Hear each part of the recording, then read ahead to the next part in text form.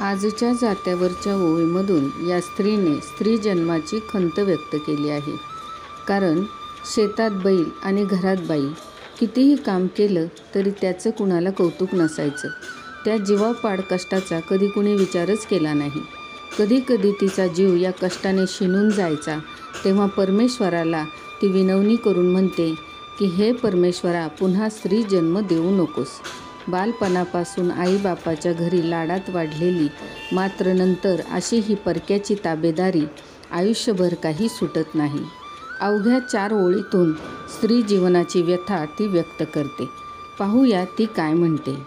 आता नाही धस बैल बायकाला, अस्तुरी जन्म कुणी येड्यानी घातला. पराया तुझ्या घरी बैल राबतो भाड्यानी, अस्तुरी जन्म नको घालू शिरीहारी. आई बापाची लाडकी, परायाची ताबेगिरी. पूर्वीच्या ग्रामीण काळातील स्त्रिया असो किंवा आत्ताच्या आधुनिक युगातील असो, आई वडिलांच्या लाडक्या, परंतु एकदा परक्याची ताबेदारी झाली की मग उभा जन्म हा फक्त खांद्यावर जोखड ठेवल्यासारखाच असतो.